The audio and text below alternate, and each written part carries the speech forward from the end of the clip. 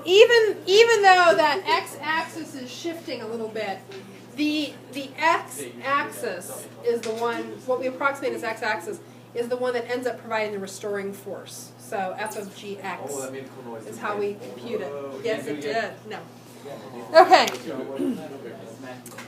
The amount of restoring force is going to be different at every single position on the travel of this pendulum. It's going to be different on every single position on the travel of the pendulum. So, it also relates to,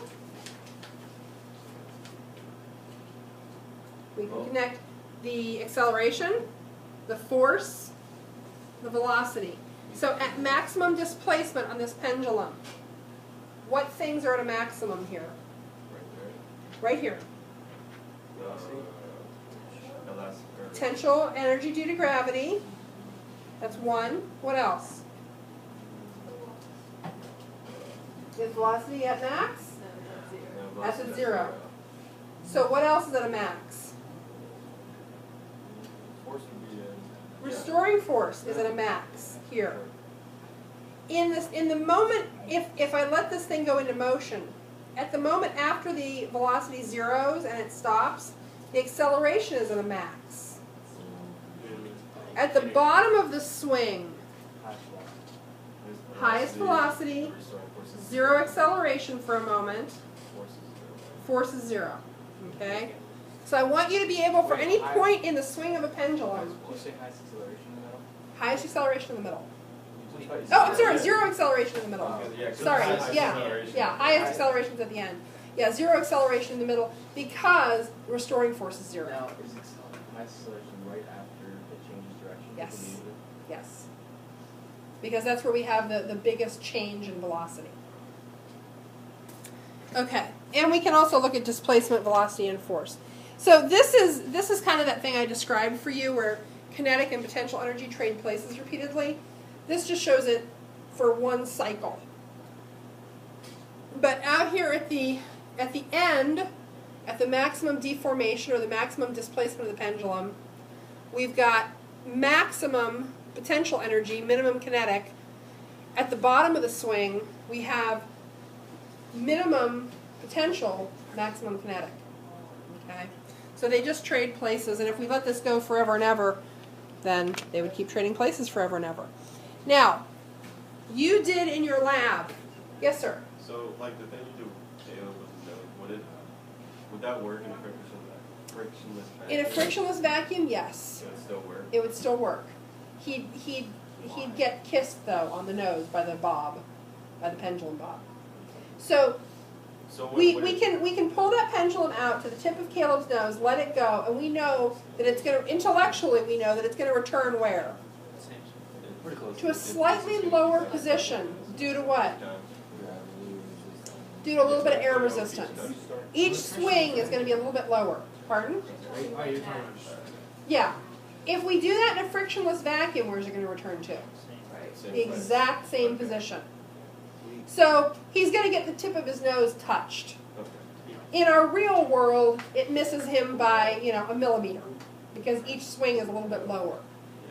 But in a frictionless vacuum, he would actually get the tip of his nose would get a little tap. So. Now, in your lab, you did 2 pendulum angles. What were they? 20 and 15. Here's the thing. When we go above 15, we're outside the realm of simple harmonic motion. There are other, so when we're talking about simple harmonic motion, we are talking about something that is 15-degree displacement or under from the point of attachment of the pendulum.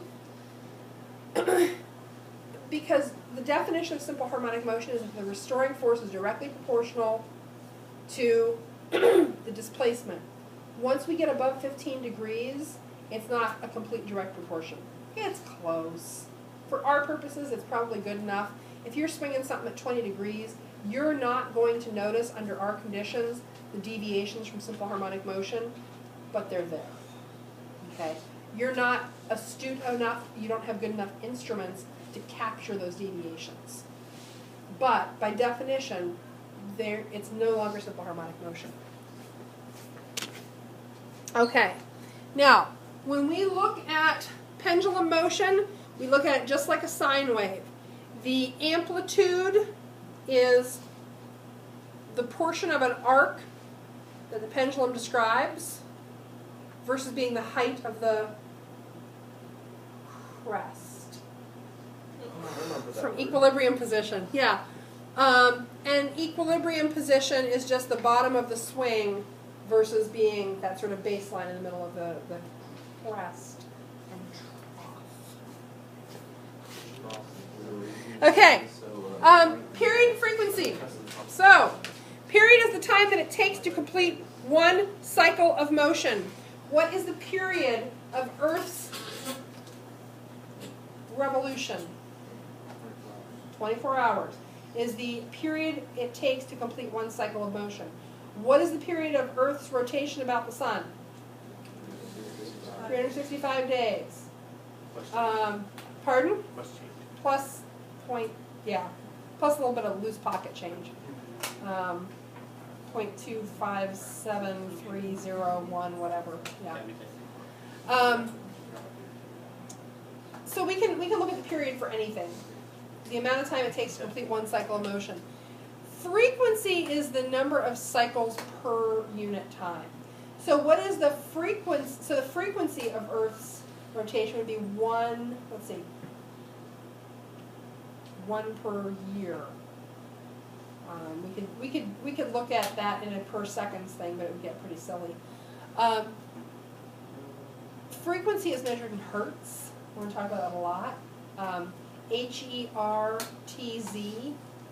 hertz, German word, and that's cycles per second. That's the most common measure of frequency is in hertz. You guys measured frequency and period in your lab. So they are inverses. Okay. Period, which is given by T, is equal to 1 over F. Frequency is 1 over T.